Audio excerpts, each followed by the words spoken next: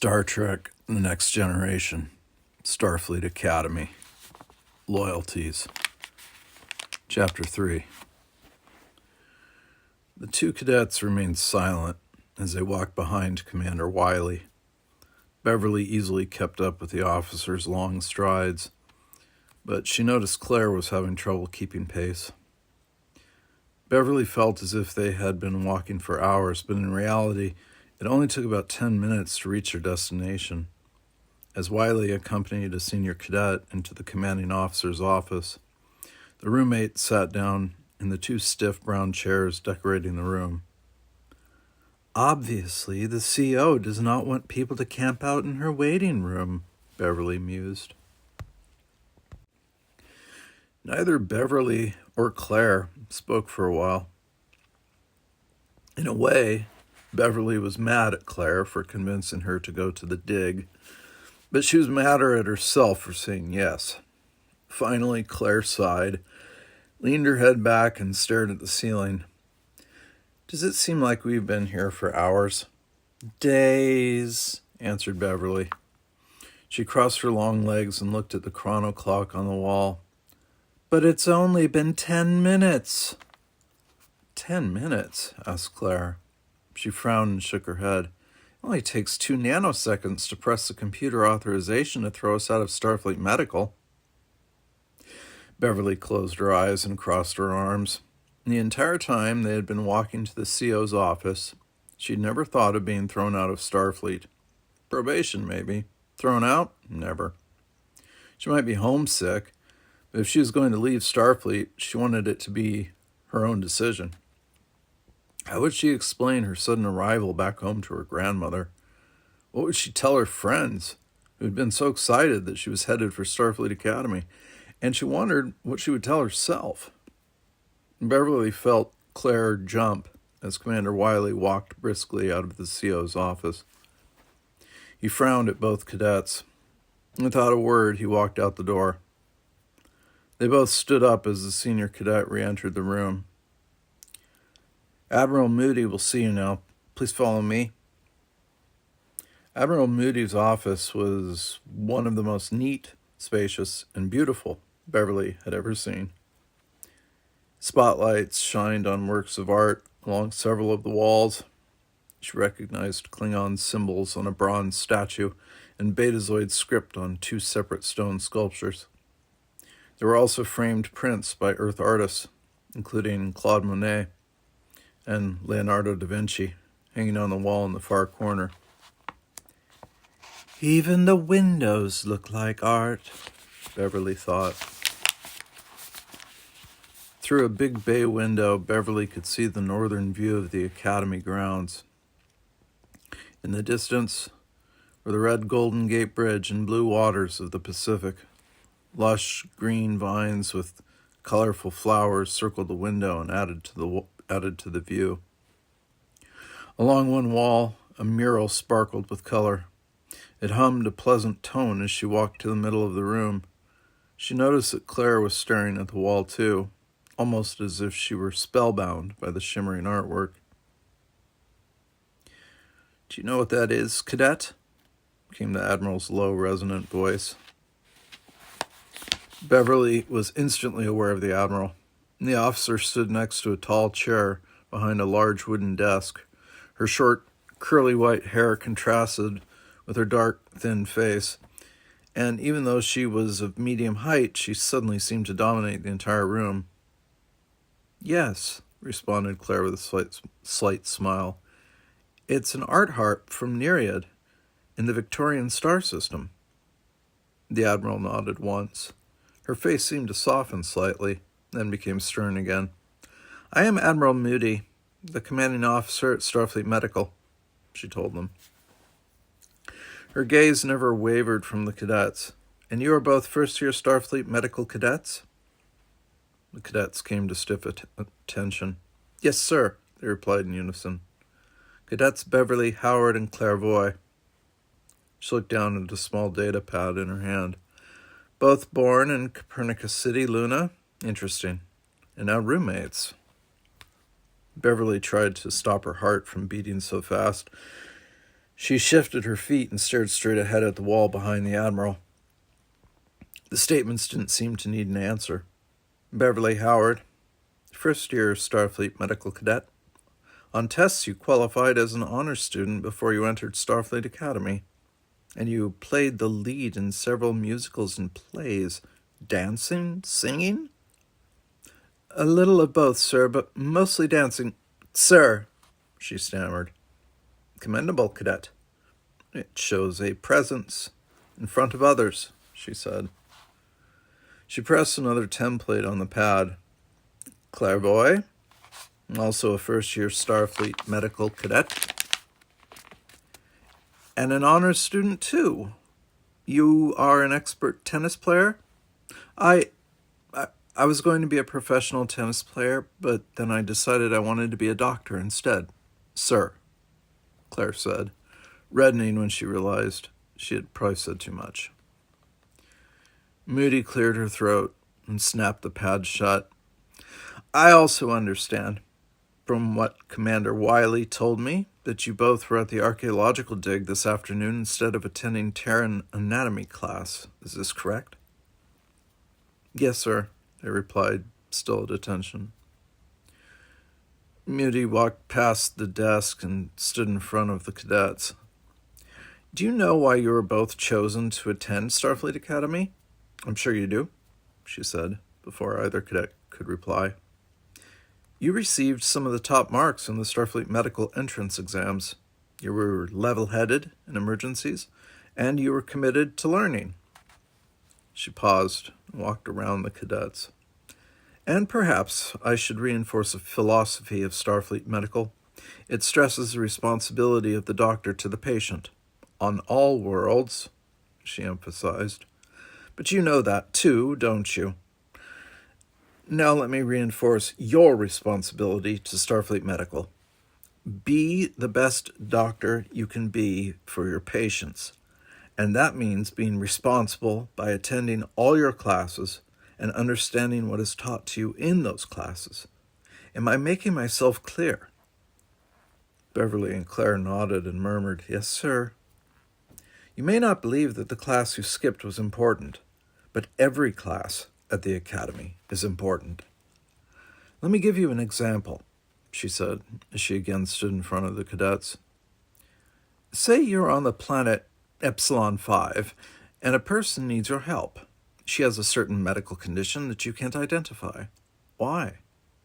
Because maybe the class you skipped had that one piece of information you needed to understand the patient's condition. Maybe it was something the professor said, or a question another cadet asked that day. Maybe that one bit of information was a piece of the medical puzzle you were looking for, so you could save the patient's life. Moody stressed. But you don't know the answer because you weren't in class. Beverly tried to concentrate on the wall behind the Admiral, but the officer's dark eyes seemed to draw her in. I've seen your records, continued Moody, lowering her voice. You're both exemplary students. You both have a wonderful sense of duty to other people. And by being here, you have impressed upon us that you really want to become Starfleet medical doctors. Here at the Academy, we'll help you become some of the best medical officers in the Federation. But you also have to give something back by following the rules so we can help you become the best medical officers in the Federation. The room was so quiet Beverly could hear Claire swallow. She knew her roommate was scared too. This is it, Beverly thought. This is where we get kicked out of the Academy. Moody walked toward the huge window overlooking the ocean, her hands clasped behind her back. It was a few minutes before she spoke again. And how was it? Moody asked over her shoulder. Sir? Beverly responded. She wasn't sure what the Admiral was asking. The dig, Cadet Howard, Moody responded. She turned around to face the cadets. Did you see anything interesting? Yes, sir. We pulled quite a few hospital artifacts from the cave while we were in there, at least until it collapsed. Yes, we were lucky no one was seriously hurt, Moody sighed, then looked at the stack of computer disks on her desk. I, too, was contemplating leaving work early today to see how the new hospital dig was progressing, she said, then looked back at the cadets. Now, I don't condone what you both did, but I must add that I am pleased that you are trying to improve your knowledge by learning about the past, especially about a hospital. You're both dismissed. Beverly froze for a second, not believing her ears. She noticed Claire was just as astonished. Both of them had expected the Admiral to throw them out of the academy, or at least put them on probation. Moody took her seat behind the desk and opened the small data pad. Beverly murmured her thanks and gently pushed Claire toward the door. "And cadets," said the Admiral, looking up from her computer, "another slip, and you're both on probation." Chapter 4. Beverly awoke the next morning, still thinking about their meeting with Admiral Moody. She realized the Admiral was being generous. They should at least have been put on probation. Now she knew why Moody was CEO at Starfleet Medical. She could understand both sides of a story and was fair about her judgments. In other words, she is giving 2 first-year cadets another chance, Beverly thought. As they ate breakfast in the cafeteria, Beverly and Claire brushed up on the notes for their next class. Not that it was easy to study for medical ethics. There were so many philosophical ideas to work out. Beverly knew it was not like naming the bones in the body. Medical ethics dealt with interpreting the many beliefs of all the Federation cultures. And that interpretation varied depending on your culture, she thought.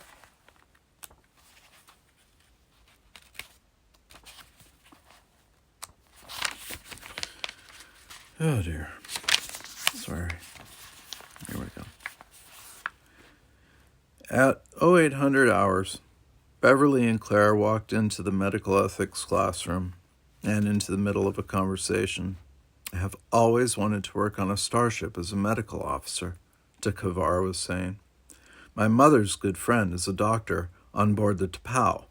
She trained at Starfleet first, then obtained duty on the Vulcan ship."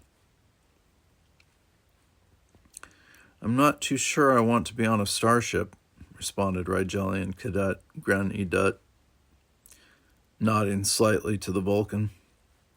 Beverly had met Gren well into the second week of classes.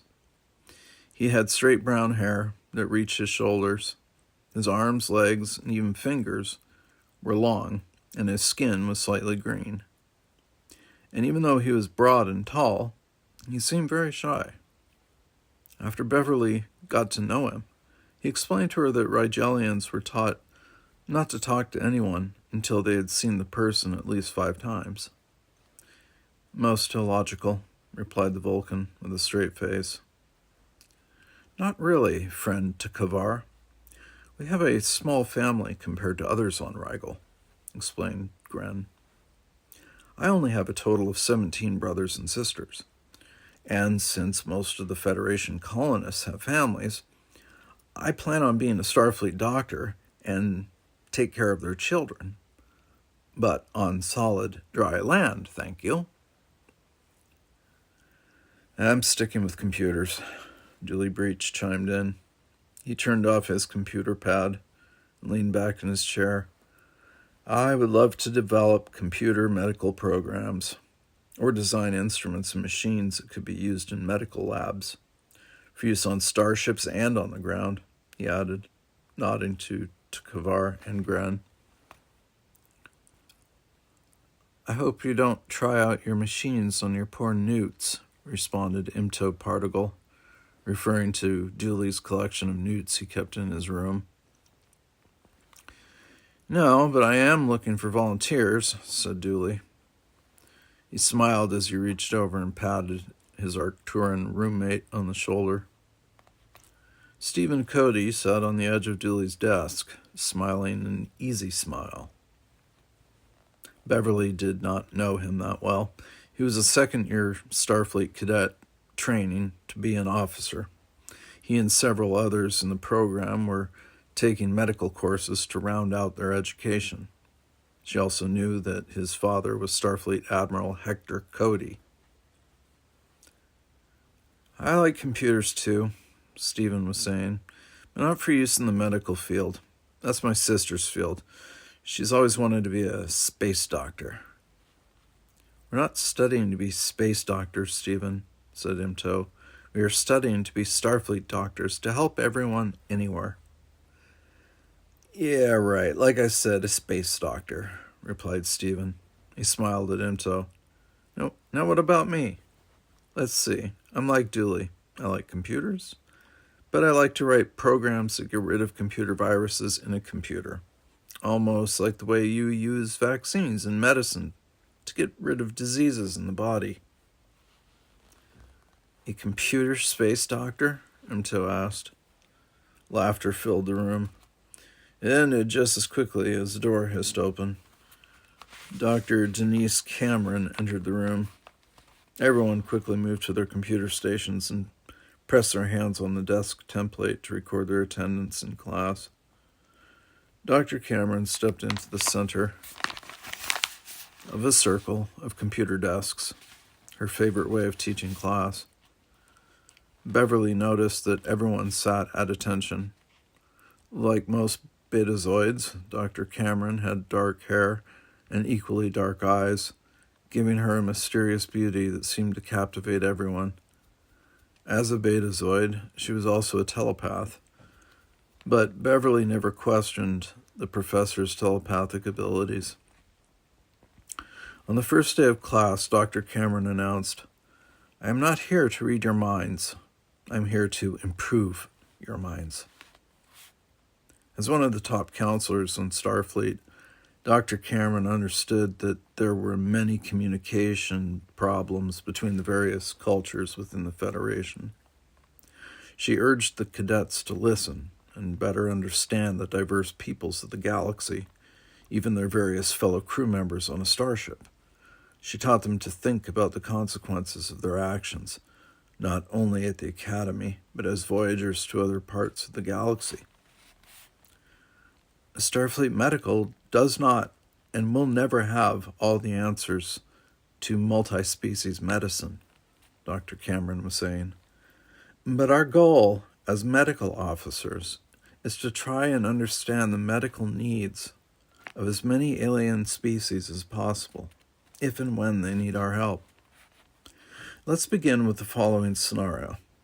You are a medical doctor on a Federation starship. Suddenly, the ship is having difficulties. Several people are hurt as computer panels on the bridge explode. As a medical officer called to the bridge, is your first and foremost duty to the injured crew members or to help fix the damaged panels? Any comments?" Beverly was called on as her hand went up. "If possible, a doctor should concentrate on the injured crew members first," she answered, "because sometimes it's only a matter of seconds to save someone's life. Not only that, others on the bridge are trained to work on the exploded panels." "All right. I see many of you nodding your head in agreement with Cadet Howard," said Dr. Cameron, turning slowly, looking at each cadet in turn. "The next scenario. Again, you are a medical doctor on a Federation starship. You beam down to a planet whose culture is familiar with working and living in space, but they have never had contact with alien space travelers.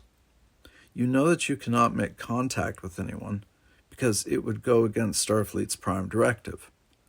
While you are on the planet, you come upon an alien who is seriously ill or wounded. The problem is life-threatening, and you know you can help. Would you treat the being even if it went against Starfleet's Prime Directive?"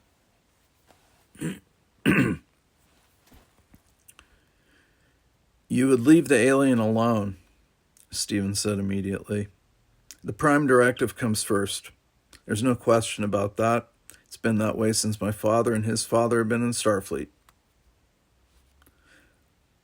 Beverly noticed that Imto sat up very straight in his chair.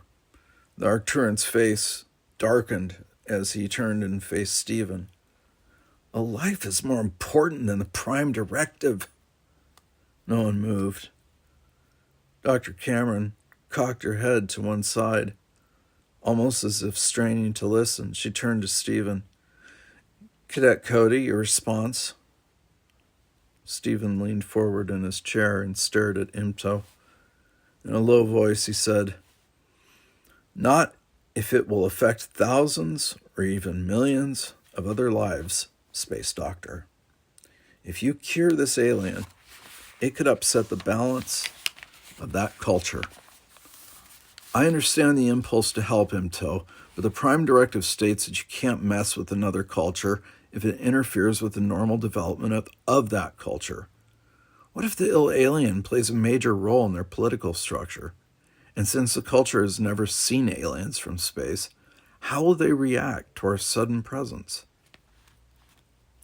My people would not be here today if someone had followed the Prime Directive, Imto said in an equally low voice. We did not know there were spacefaring beings, but we had a global medical disaster and a medical team from Starfleet helped us. If they had not believed that the patient comes first, many of my people would have died, and we would not be members of the Federation. Then those Starfleet officers were wrong. Takavara would agree with me, I think, responded Stephen. He looked toward the Vulcan cadet. After all, it was a famous Vulcan who said, "The needs of the many outweigh the needs of the one." Imto snorted, his hands clenched in fists at his side. "Mr. Cody," he emphasized, "sayings are words. Sentient beings are living—" "Mr. Particle," interrupted Stephen, "you can't put the patient first in a Prime Directive case. It interferes with the natural progress of that society. Who are we to make that decision for another planet?" He softened his voice. "Listen, Imto, every Starfleet cadet and officer takes many oaths, but our first and foremost duty is to Starfleet and the Prime Directive." No one moved. Even as the chimes signaled the end of class, Imto raised his voice above the ringing. "Wrong, Mr. Cody. We cannot ignore the needs of the people who need our help. And Starfleet did not get where it is today by not following the Prime Directive, Mr. Particle," said Stephen, raising his voice. "As you were cadets," Dr. Cameron interrupted. A frown fell across her face as she stepped close to the two cadets. "Class is dismissed, except Cadets Cody and Particle."